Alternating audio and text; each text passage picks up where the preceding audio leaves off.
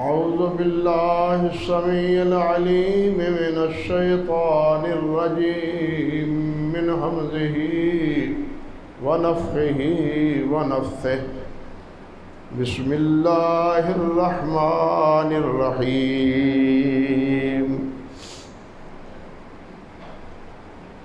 يا أيها الذين آمنوا اتقوا الله وقولوا قولا سديدا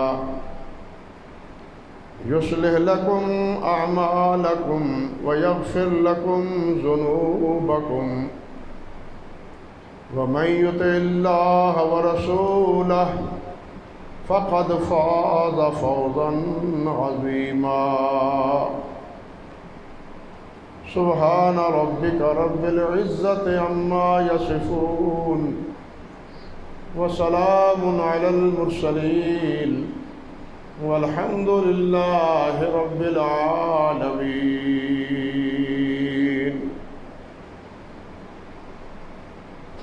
محترم معزز سامعین کرام، عزت مآب میری بہنوں اور بیٹیوں، رمضان المبارک کے بابرکت ایام بڑی ہی تیزی کے ساتھ اپنے اختتام کی طرف بڑھ رہے ہیں۔ ہمیں اپنا محاسبہ کرنا چاہیے کہ اس رمضان میں ہم نے کیا کیا ہے، کیا پایا ہے، کیا کھویا ہے۔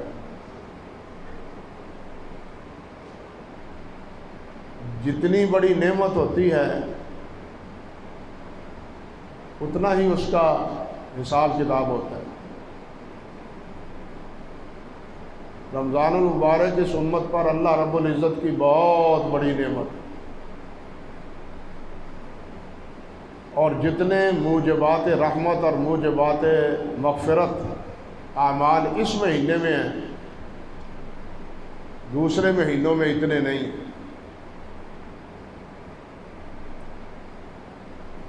بس کوشش کرنی چاہیے، دعا بھی کرنی چاہیے کہ ان موجبات مغفرت میں سے کوئی ایک سبب بن جائے جو ہماری نجات کا ذریعہ ہو جائے، اور جو اس سے محروم رہا ان کے بارے میں نبی علیہ السلام نے مختلف الفاظ میں یہ بات ارشاد فرمائی۔ کہیں فرمایا شقی من ادرک رمضان فانسلخ ولم یغفر له، وہ بڑا بد نصیب ہے، بدبخت ہے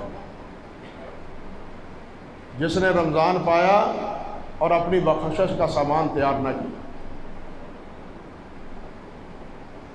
ایک حدیث شریف کے لفظ ہیں راغم انف امرئ ادرک رمضان فلم یغفر له، اس آدمی کا چہرہ، اس کی ناک خاک آلود ہو کہ جس نے رمضان کو پایا اور پھر اپنی بخشش اور مغفرت کا انہوں نے کوئی تیاری نہیں۔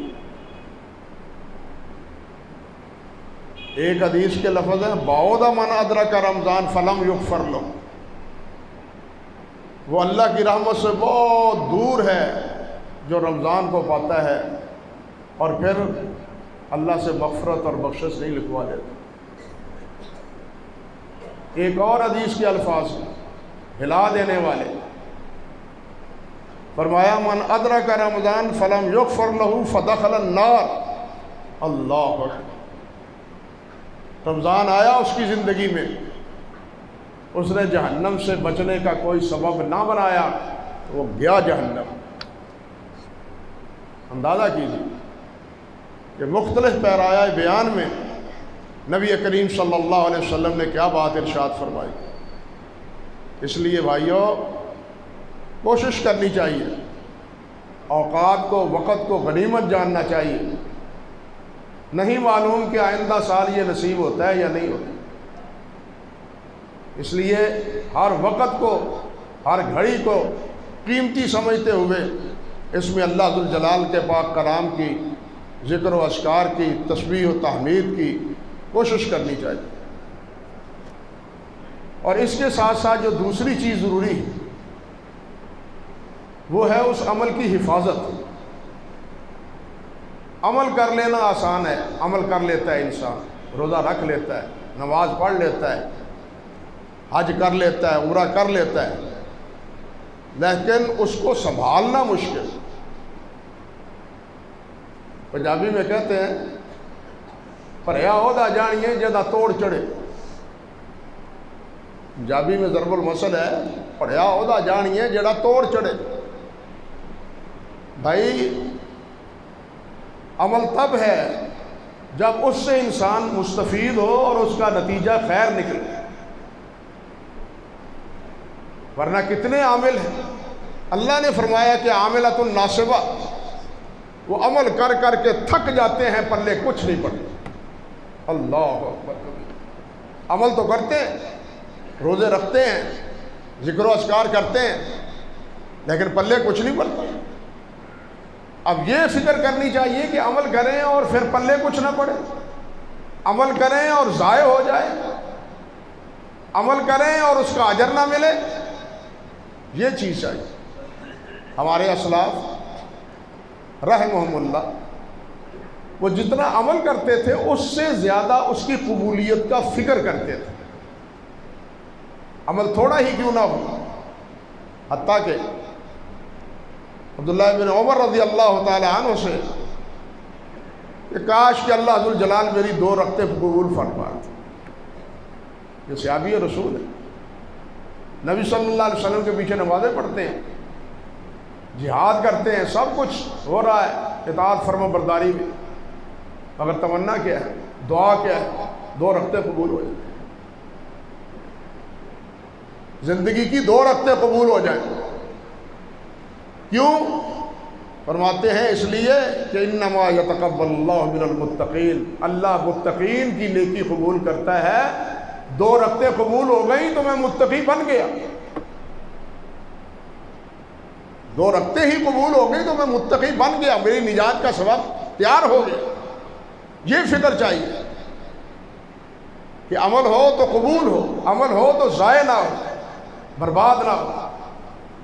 عمل کے برباد ہونے کا سب سے بڑا سبب یہ ہے کہ وہ سنت کی مخالفت میں، من احدث فی امرنا ھذا ما لیس منہ فہو رد۔ جو آدمی عمل کرتا ہے ایسا عمل کرتا ہے جو عمل اللہ کے رسول نے نہیں بتلایا، اللہ کے رسول نے نہیں کیا، وہ مردود ہے، کتنا ہی اچھا عمل کیوں نہ ہو، کتنا ہی اچھا عمل کیوں نہ ہو، وہ مردود ہے۔ عمل وہ مقبول ہے جو اللہ کے نبی صلی اللہ علیہ وسلم کی سنت اور تابعداری میں، پہلی بات یہ۔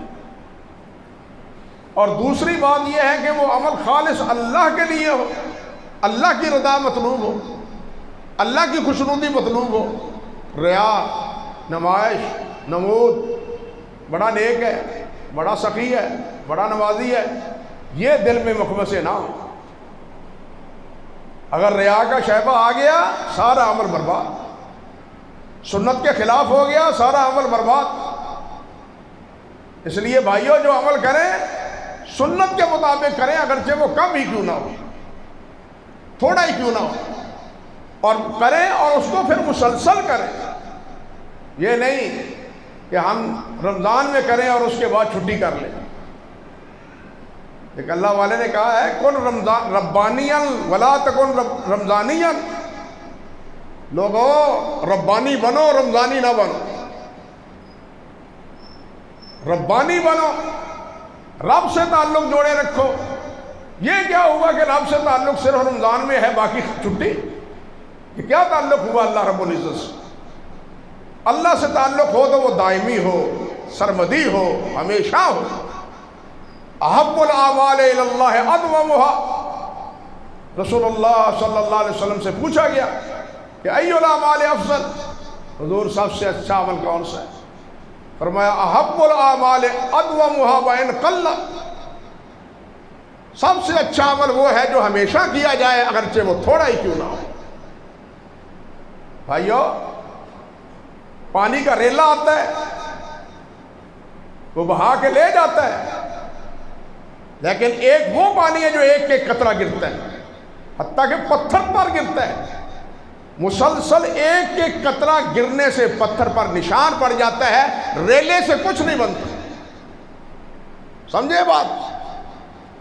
ریلے سے پتھر کا کچھ نہیں بدلا، لیکن ایک ایک قطرے سے پتھر کا رنگ بدل جاتا ہے. اس دل پر بھی اللہ رب العزت کے ذکر کی بہار بچاؤ، اس پہ اللہ کے ذکر کی چھاپ لگاؤ، اور یہ تعلق اللہ ذو الجلال والاکرام سے ہمیشہ رکھو. جز وقتی نہیں، مطلبی نہیں کہ جب ضرورت پڑی دعا کر لی، جب ضرورت نہ پڑی تو چھٹی.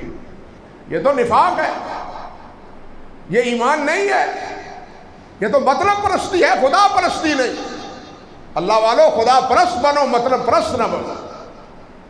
اللہ ذو الجلال نے اپنے پاک کلام میں ان حضرات کی تردید کی ہے اور مذمت بیان فرمائی ہے کہ جب لوڑ پڑتی ہے، ضرورت پیش آتی ہے.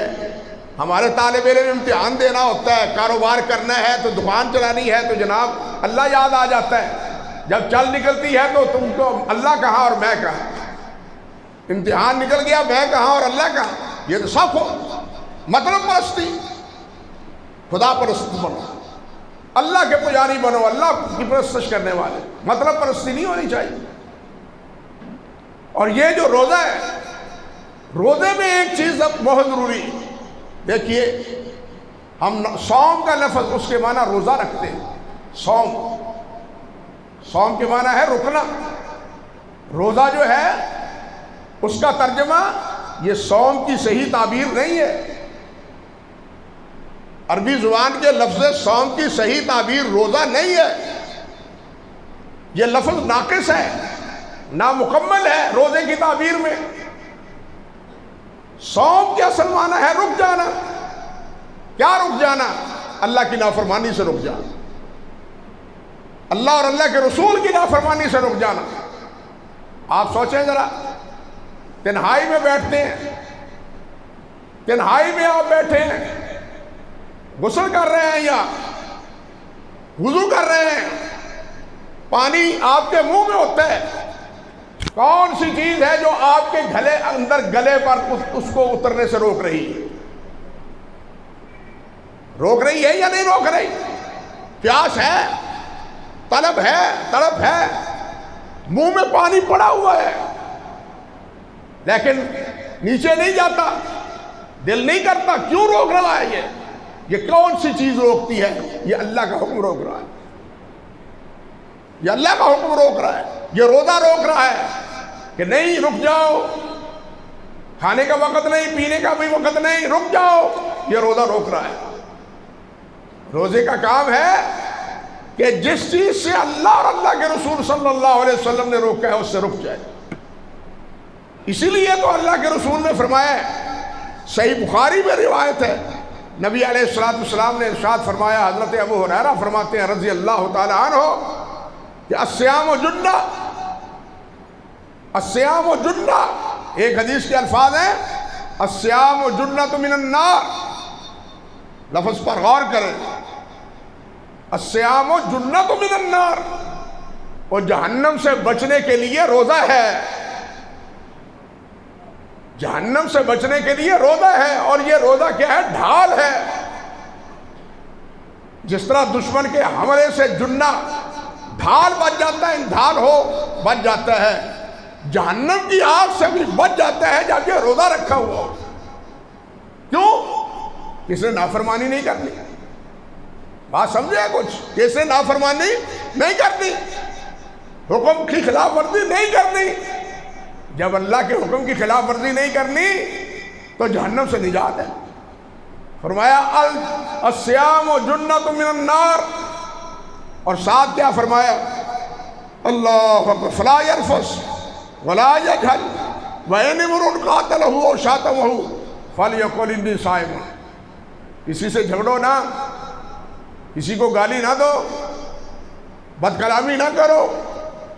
اگر کوئی نالائکی پہ اتر ہی آئے، کوئی زیادتی کر ہی لے، تم نہ کرو روزے دارو، تم کہو انی صائم، انی صائم، میں نے روزہ رکھا ہے. بلکہ ایک حدیث کے لفظ ہے اللہ اکبر کبیرہ فین صابک فقل انی صائم وَإِن كُنْتَ قَائِمًا فَاجْلِسْ. صحیح ابن خزیمہ میں آپ نے فرمایا فین صابک احد، اگر تمہیں کوئی گالی دیتا ہے، بد کلامی کرتا ہے، تو تم کیا کہو؟ فقل انی صائم. میں نے گالی نہیں دینی، میں نے اینٹ کا جواب پتھر سے نہیں دینا، میں نے ایک کی بجائے دو نہیں مارنی، دو کی جگہ چار نہیں سنانی. انی صائم، میں رکا ہوا ہوں. اور ساتھ کیا فرمایا؟ وَإِن كُنْتَ قَائِمًا فَاجْلِسْ. اگر کھڑا ہے تو بیٹھ جاؤ، تاکہ تیرے دل میں جو غصہ ہے وہ کافور ہو جائے. حدیث میں آتا ہے نا، غصہ آتا ہے، اگر وہ کھڑا ہے تو بیٹھ جائے، بیٹھا ہے تو لیٹ جائے، اور غصہ آیا ہے تو وضو کر لے، تاکہ شیطان کا اثر اس کے غصے میں کا ظاہر ہو جائے. یہ ترتیبیں بنائی ہے نبی علیہ السلام. ہمارے تو اندر تو غصہ ہی غصہ ہوتا ہے، اطمینان اور ٹھہراؤ ہوتا ہی نہیں، غصہ ہی بھرا ہوا ہے. ایک صحابی آئے، عرض کرنے لگے اوصنی یا رسول اللہ، حضور وصیت فرمائیے. فرمایا ایاک والغضب، غصے نہ ہوا کرو. اب سنیے یہ ایاک والغضب، غصے نہ ہوا کرو. اچھا، دائیں طرف سے آیا، آگے پھر درخواست کرتا ہے، عرض کرتا ہے اوصنی یا رسول اللہ. آپ نے فرمایا ایاک والغضب، غصے نہ ہوا کرو. پھر وہ بائیں طرف سے آیا، پھر آگے یہی عرض کیا، حضور اوصنی بھی یا رسول اللہ، وصیت فرمائیے. فرمایا آپ کو سمجھ نہیں آئی میں نے کیا کہا ہے؟ میں نے کہا غصہ نہ کھایا کرو. 3 بار. صحابی کہتے ہیں جب میں نے غور کیا تو اسی نتیجے پہ پہنچا، گھروں کی بربادی بھی غصے سے ہے، ملکوں کی بربادی بھی غصے سے. آپ سمجھے یا نہیں؟ اس لیے آپ نے فرمایا اگر کوئی اس طرح کرتا ہے، کھڑا ہے تو بیٹھ جاؤ، تاکہ تمہارے اندر غصہ پیدا نہ ہو، بدمزگی نہ ہو، جھگڑا نہ ہو، لڑائی نہ ہو. روزہ رکھنے کے بعد، صوم رکھنے کے بعد گنجائش نہیں کہ کسی کو گالی دی جائے، کسی سے دھوکہ کیا جائے، کسی سے جھوٹ بولا جائے. بلکہ حدیث میں آتا ہے، حضرت ابو ہریرہ سے روایت ہے صحیح بخاری ہی میں، فرماتے ہیں قال رسول اللہ صلی اللہ علیہ وسلم من لم یدع قول الزور والعمل به فلیس للہ حاجۃ ان یدع طعامہ وشرابہ، اور کما قال النبی صلی اللہ علیہ وسلم. فرمایا جو آدمی روزہ رکھ کے جھوٹ نہیں چھوڑتا، جھوٹے عمل نہیں چھوڑتا، اللہ کو اس کے روزے کی کوئی پرواہ نہیں، کوئی مقبول نہیں اللہ کے ہاں اس کا روزہ.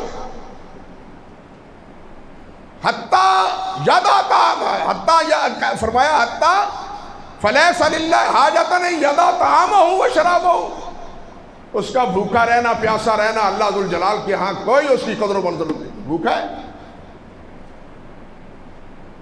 آپ نے یہ بھی فرمایا کم من صائم لیس لہ من صیامہ الا الجوع، کتنے روزے دار ہیں جن کو سوائے بھوک پیاس کی اور کچھ نہیں ملتا. روزے کا مطلب تو یہ ہے کہ انسان اپنے اخلاق کو سنوار لے، اپنے عقیدے کو سنوار لے، اپنے اعمال کو سنوار لے، برائیوں سے بچ جائے، نافرمانیوں سے دستکش ہو جائے. اگر روزہ رکھنے کے باوجود برائیاں مسلسل وہی ہیں تو بھائیو مت بھولیے، مت اس بات پر فریفتہ ہو کہ صوم کا بڑا ثواب ہے، صوم کا بڑا درجہ ہے، صوم کا بڑا اجر ہے، وہ ہم نے پا لیا. نہیں پایا. اس چیز کا خطرہ ہے. عمل کرنا آسان ہے، عمل کو سنبھالنا مشکل ہے، عمل کی قبولیت مشکل ہے. عمل کریں اللہ توفیق دے، لیکن اس کا سنبھالا بھی کریں کہ وہ ضائع نہ ہو.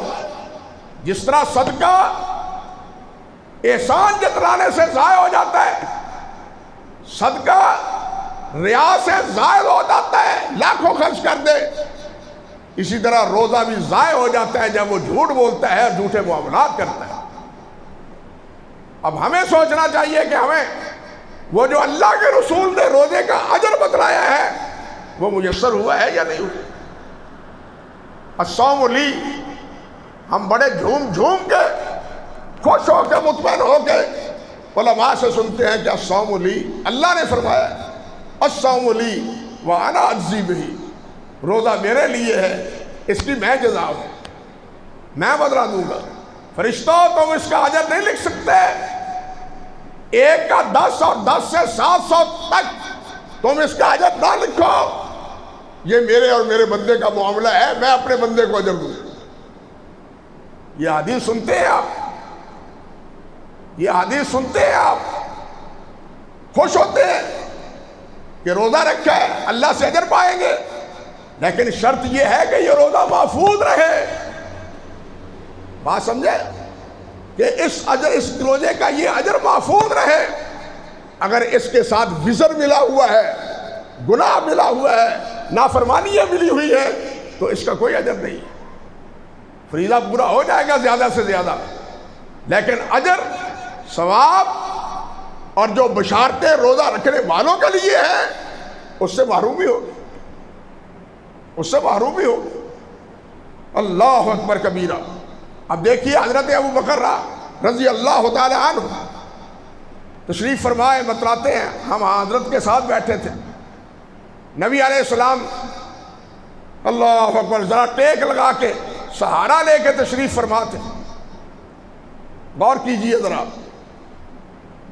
سہارا لے کے تشریف فرماتے تو آپ نے کیا، کننا جلوسا عند النبی صلی اللہ علیہ وسلم فقال الا انبئکم باکبر الکبائر ثلاثا، 3 بار فرمایا، وہ بڑے بڑے گناہ نہ بتلاؤں، بڑے گناہ نہ بتلاؤں، بڑے گناہ سے خبردار نہ کروں۔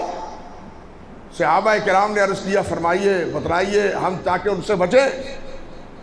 نبی علیہ الصلوۃ والسلام نے عرض کیا، آپ نے فرمایا الاشراک باللہ، پہلا سب سے بڑا گناہ الاشراک باللہ، اللہ کے ساتھ شرک نہ کرو، وعقوق الوالدین، دوسرا والدین کی نافرمانی نہ کرو، وہ رب العالمین ہے، یہ رب البیت ہے، سمجھے بات، وہ رب العالمین ہے، یہ والدین رب البیت ہے، پالا خالق وہ ہے، پالا پوسا انہوں نے ہے، نہ اللہ کی نافرمانی کرو نہ والدین کی نافرمانی کرو، نہ اللہ کی مخالفت کرو نہ والدین کی مخالفت کرو، بلکہ اللہ نے فرمایا ہے جب بوڑھے ہو جائیں وَخْفِضْ جَنَاحَكَ، اپنے یہ پہلو ان کے سامنے جھکا دو، وَخْفِضْ جَنَاحَكَ، پہلو جھکا دو، اکڑو نہ، ادب کرو، تعظیم کرو، اللہ اکبر کبیر۔ اور تیسری چیز فرمایا وَكَانَ مُتَّكِئًا فَجَلَسَ، نبی علیہ السلام تکیہ لگائے ہوئے تھے، سیدھے ہو کے بیٹھ گئے، سیدھے ہو کے بیٹھ کے فرمایا اللہ اکبر، فقال الا وقول الزور وشہادت الزور، الا وقول الزور وشہادت الزور۔ صحابی فرماتے ہیں اللہ اکبر، اتنی بار نبی علیہ السلام نے یہ بات ارشاد فرمائی کہ ہم کہتے تھے لیتہ سکتا، کاش آپ خاموش ہو جائیں، آپ خاموش ہو جائیں، بتکرار یہ بات دہراتے رہے، بتکرار کئی بار یہ بات ارشاد فرمائی۔ تیسری چیز الا وقول الزور وشہادت الزور، جھوٹی بات، جھوٹی گواہی، جھوٹی بات، جھوٹی گواہی، اور ساتھ کیا پڑھا آپ نے فاجتنبوا الرجس من الاوثان، فاجتنبوا الرجس من الاوثان واجتنبوا قول الزور۔ یہ آیت بھی پڑھی جو سورۃ الحج میں ہے۔ اب یہاں اس آیت میں کیا ہے غور کریے، کیجئے، 2 چیزیں ہیں، فاجتنبوا الرجس من الاوثان، غیر اللہ کی پرستش سے بچو، واجتنبوا قول الزور، جھوٹی باتوں سے بچو، جھوٹ کو اور شرک کو اکٹھا ذکر کیا ہے اللہ ذوالجلال نے. تو بات سمجھے؟ جھوٹ کتنا بڑا جرم ہے کہ شرک کے ساتھ جھوٹ کو اللہ نے ذکر کیا ہے. یہ بالکل اسی طرح ہے جس طرح اللہ کے رسول صلی اللہ علیہ وسلم نے ریا کو شرک اصغر قرار دی ہے. ریا کو بھی آپ نے کیا کہا ہے؟ شرک اصغر ہے. یہ جھوٹ بھی کیا ہے؟ یہ بھی شرک کے ساتھ ہے. بلکہ کہنا چاہیے اور یہ سمجھ لینا چاہیے کہ شرک سب سے بڑا جرم اس لیے ہے کہ اس میں سب سے بڑا جھوٹ بولا جاتا ہے. سمجھے کو بات؟ شرک سب سے بڑا جرم کیوں ہے کہ اس میں سب سے بڑا جھوٹ بولا جاتا ہے. وہ کیا؟ مخلوق کو خالق بنا دیا جاتا ہے. مخلوق کو خالق بنا دیا جاتا ہے. غلام کو مالک بنا دیا جاتا ہے. مسجود ساجد کو مسجود بنا دیا جاتا ہے. اور اللہ ذوالجلال کی اولاد ثابت کر دی جاتی ہے. یہ سب جھوٹ پر ہے. شرک اس لیے برا ہے, جھوٹ اس لیے برا ہے, اور یہ شرک سے اس لیے ملا ہوا ہے کہ ان دونوں کا آپس میں قرین ہے. سب سے بڑا جرم شرک ہے. جس کی بخشش کی اللہ جب توبہ کر لے, شرک چھوڑ دے, معافی ہے, ورنہ نہیں. ان اللہ لا یغفر ان یشرک بہ شیئا ویغفر ما دون ذلک لمن یشاء. اللہ ہر گناہ معاف کر دے گا, شرک معاف نہیں کرے گا. چوری معاف ہو جائے گی, زنا ہو جائے گا, سود ہو جائے گا, قتل ہو جائے گا, شرک نہیں معاف ہوگا. اللہ اکبر. حرم اللہ علیہ الجنہ, اللہ فرماتے ہیں اس پر جنت حرام ہے مشرک پر. ومأواہ النار وما للظالمین من انصار.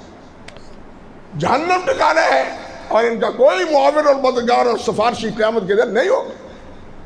اللہ اکبر کبیرہ. اس لیے اور طرف مسئلہ یہ ہے, سوچنے کی بات ہے بھائیو, کہ شرک کے ساتھ اللہ نے جھوٹ کو ملایا ہے.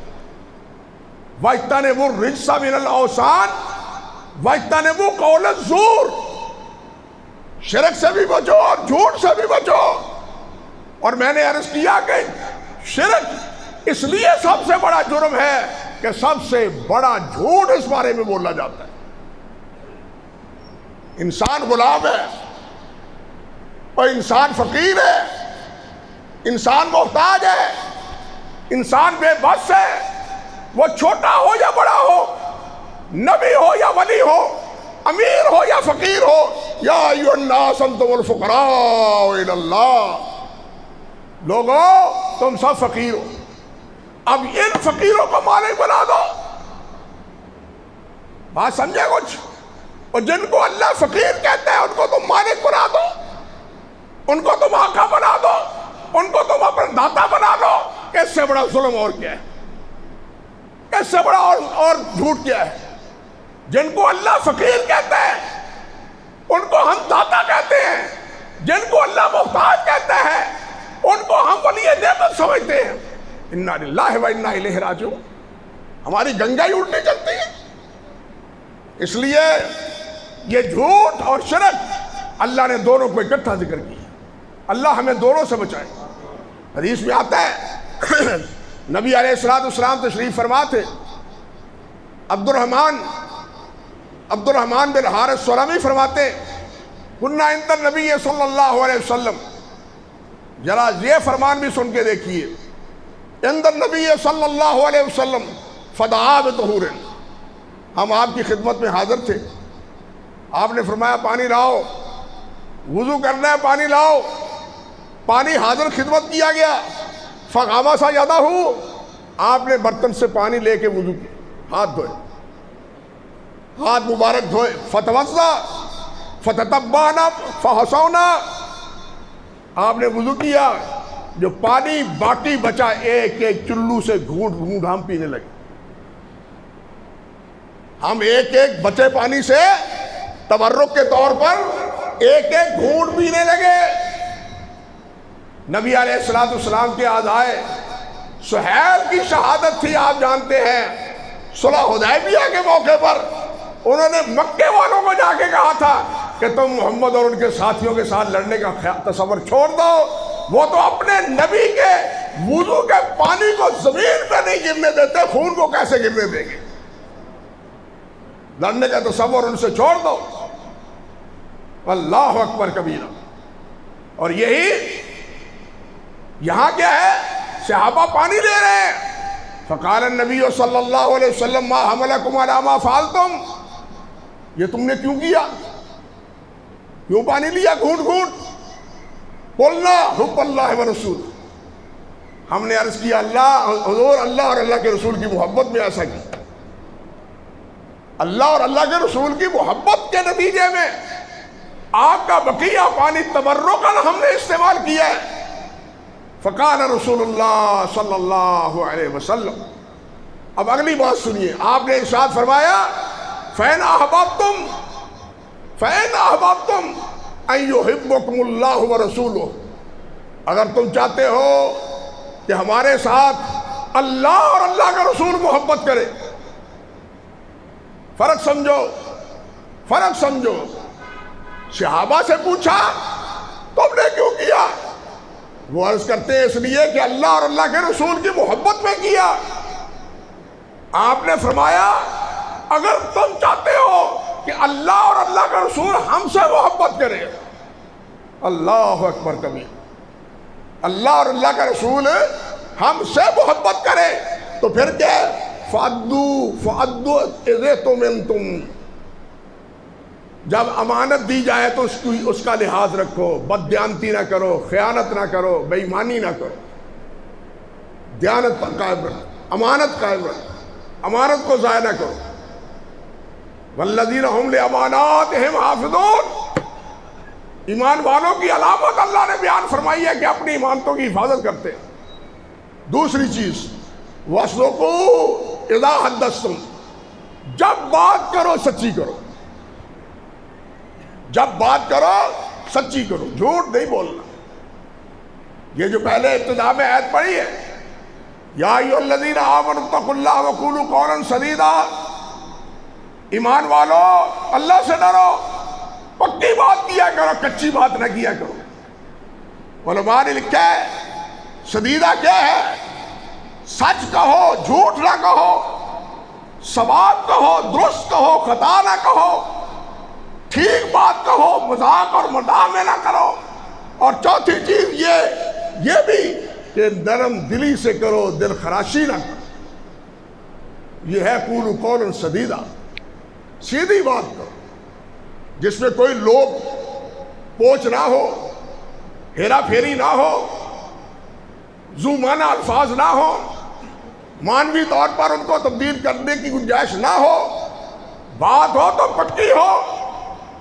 اور یہاں یہ بھی اشارہ کر دوں کہ یہ وہ آیت ہے جو اکثر و بیشتر اللہ کے رسول صلی اللہ علیہ وسلم خطبوں میں پڑھا کرتے تھے، اور بالخصوص خطبہ نکاح میں، کیونکہ خطبہ نکاح میں دو میاں بیوی، دو گھرانے، دو خاندانوں کا آپس میں ایک تعلق جوڑتا ہے، اور یہ تعلق سچائی پہ ہونا چاہیے، یہ تعلق جھوٹ پہ نہیں ہونا چاہیے۔ سمجھے بات؟ یہاں افسوس کی بات کہنا پڑتا ہے، وقت نہیں ہے، باتیں تو بہت سی ہے ذہن میں۔ اللہ اکبر۔ او بھائیو سوچو ہمارا تعلق کس سے ہے؟ ہمارا تعلق سچے اللہ سے، وَنَصْدَقُ مِنَ اللَّهِ حَدِيثًا، ہمارا رب سچا، ہمارا رب صادق، ہمارا رسول سچا، جا صادق والامین۔ سچائی کا اعتراف کفار کرتے تھے، انہوں نے رسول نہیں مانا، سچا مانا۔ بات سمجھے؟ انہوں نے رسول نہیں مانا لیکن آپ کو سچا مانا۔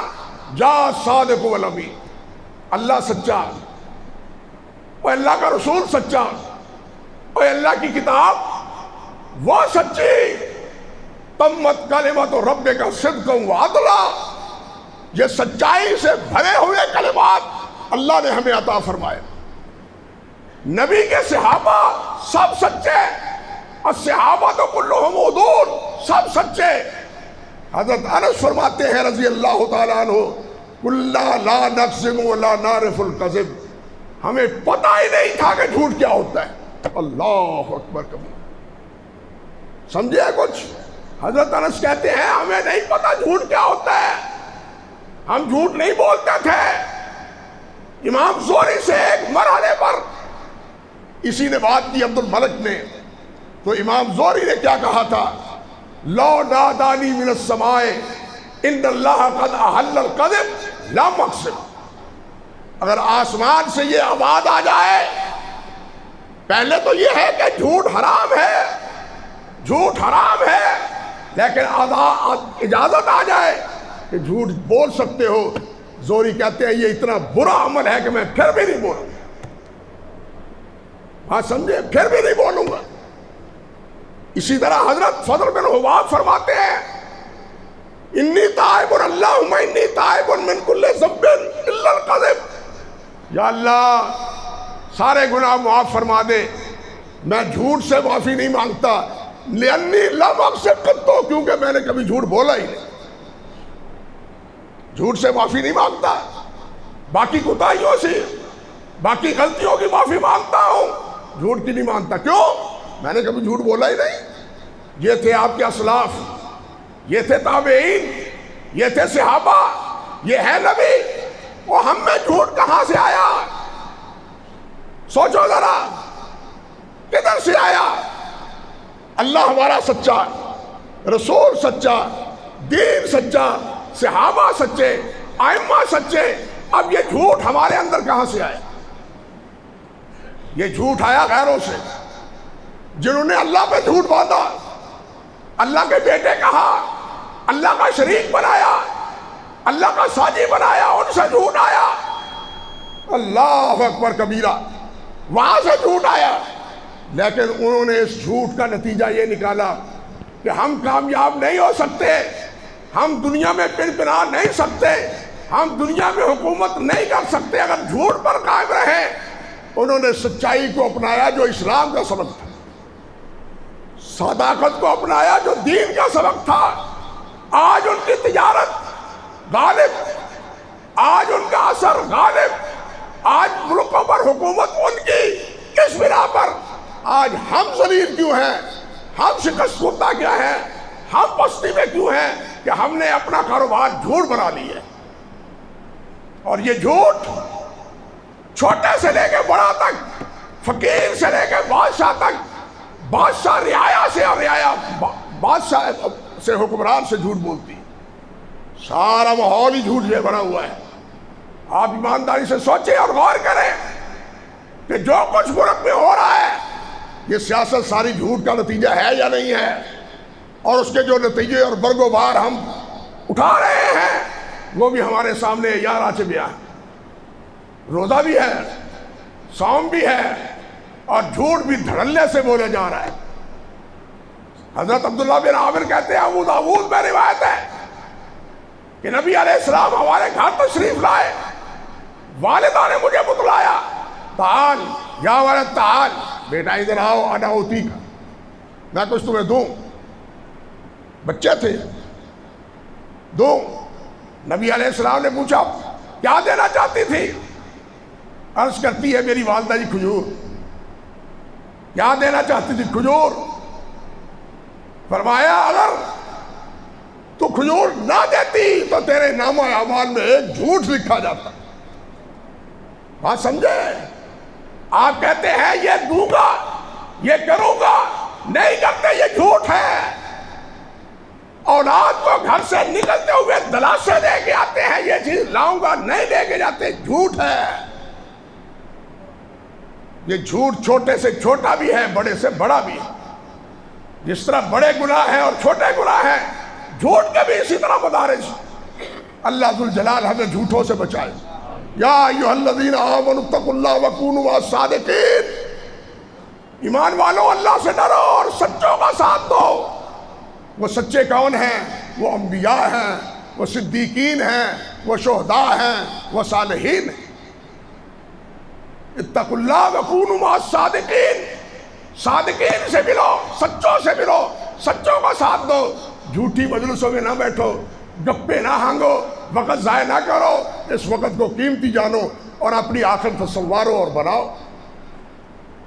میں ایک بات آخر میں معذرت کے ساتھ یہ بھی دیکھیں، رمضان کے یہ ایام اس کو اسی طرح سمجھو، ایک آدمی ہے باہر جاتا ہے، کاروبار کرنے کے لیے جاتا ہے، جاتے ہیں نا دوسرے ملکوں، سعودیہ میں، اب دوسرے ممالک میں، وہاں اوور ٹائم بھی لگاتے ہیں، جو وقت متعین ہوتا ہے ملازمت کا وہ بھی کرتے ہیں، اوور ٹائم بھی لگاتے ہیں، اور اوور ٹائم جو انہیں پیسے زیادہ ملتے ہیں، ٹھیک ہے۔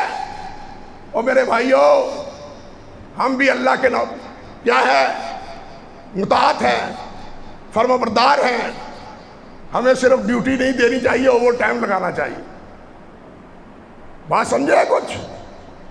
اوور ٹائم دیں، فرائض ہی نہیں، نوافل، مستحبات، ذکر و اذکار، یہ اوور ٹائم ہے ہمارا، اور یہی اوور ٹائم ہمارا وہ ہمارے لیے نجات کا باعث بنے۔ اس لیے ان اوقات میں، ان ایام میں، اس مہینے میں اس اوور ٹائم کی قدر کر لیں، اس اوور ٹائم کی قدر کر لیں۔ پھر 11 مہینے میں نفل کا ثواب فرض کا نہیں ہوئے گا، پھر لیلۃ القدر سارا سال نہیں آئے گی، یہ اسی مہینے میں ہی ہے، کسی اور میں نہیں۔ اس لیے اوور ٹائم کا فکر کریں۔ اوور ٹائم جو لگاتا ہے، آپ بتلائیں اس کے پیچھے گھر والے آرام پاتے ہیں یا نہیں پاتے؟ ہم بھی اگر اوور ٹائم لگا لیں گے، ہم بھی اپنا وقت آپ بہتر پائیں گے۔ اللہ ہمیں اس کی توفیق عطا فرمائے۔ بہت سی باتیں ہیں، اسی پر اکتفا کرتا ہوں۔ اللہ ہمیں عمل کی توفیق دے، برائیوں سے بچائے، روزے کا جو تقاضا ہے اللہ ذوالجلال وہ ہمیں پورا کرنے کی توفیق بخشے۔ وآخر دعوانا ان الحمد للہ رب العالمین۔